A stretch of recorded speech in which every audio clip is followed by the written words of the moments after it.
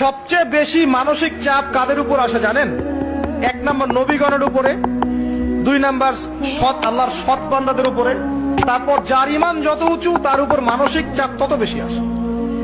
এখন যদি মানসিক চাপের সলিউশন মাদকই হবে, তাহলে তো আমাদেরই মাদক খাওয়া দরকার ছিল। নাউজুবিল্লাহ।